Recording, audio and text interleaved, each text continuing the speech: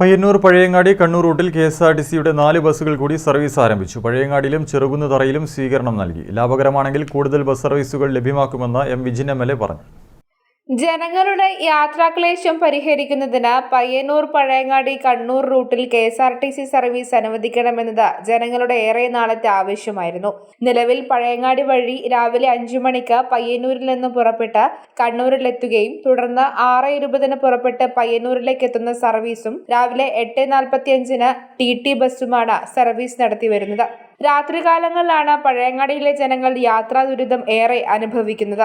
നിലവിൽ പരീക്ഷണാടിസ്ഥാനത്തിൽ 4 KSRTC ബസ്സുകളാണ് service ആരംഭിച്ചിരിക്കുന്നത്. പയ്യന്നൂർ, കണ്ണൂർ ഡിപ്പോകളിൽ നിന്നും 2 വീതം ബസ്സുകളാണ് സർവീസ് നടത്തുക. എം വിജിൻ എംഎൽഎയുടെ ആവശ്യപ്രകാരം ഗതാഗത മന്ത്രിയുടെ ഇടപെടലിലാണ് സർവീസ് അനുവദിച്ചത്. പയ്യന്നൂരിൽ നിന്നും പുറപ്പെട്ട കെഎസ്ആർടിസി ബസ്സിന് പഴയങ്ങാടി ബസ് സ്റ്റാൻഡിലും ചെറുകുന്നുതറയിലും സ്വീകരണം നൽകി.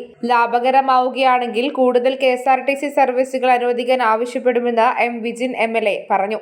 ഇത് ലാഭകരമായ ഒരു സർവീസ് ആക്കണം. ഇപ്പോൾ കെഎസ്ആർടിസി പയ്യന്നൂർ ഡിപ്പോയുടെ ഓഫീസർ തന്നെ ഇപ്പോൾ പറഞ്ഞത് നമുക്ക് കൂടുതൽ സർവീസുകൾ ലാഭകരമാണെങ്കിൽ അനുവദിക്കാൻ 2 ഡിപ്പോയും തയ്യാറാണ്, കെഎസ്ആർടിസി തയ്യാറാണ്. ബഹുമാനപ്പെട്ട മന്ത്രിയോട് ലിങ്ക് ബസ് ഉൾപ്പെടെ നമ്മൾ ആവശ്യപ്പെട്ടിട്ടുമുണ്ട്. ഇപ്പോൾ കൂടുതൽ ബസ്സുകളിലേക്ക് ഈ റൂട്ടിനെ നമുക്ക് എത്തിക്കാൻ പറ്റും. ഈ 4 ബസ്സുകളും ലാഭകരമായി തുടർന്ന് ഓടും എന്ന് തന്നെയാണ് ഇപ്പോഴും നമ്മൾ പ്രതീക്ഷിക്കുന്നത്. ജനങ്ങളുടെ പൂർണ്ണ പിന്തുണ കൂടിയാണ്. അതോടൊപ്പം ഇപ്പോൾ ആവശ്യപ്പെട്ടിരിക്കുന്നത് ജനശതാബ്ദിയുടെ രാത്രികാലങ്ങളിൽ കണക്ട് ചെയ്തുകൊണ്ട് പഴയങ്ങാടി വഴിയുള്ള ബസ് അത് പുനഃസ്ഥാപിക്കുന്നതിനുള്ള ആവശ്യം കൂടി മുന്നോട്ട് വെച്ചിട്ടുണ്ട്.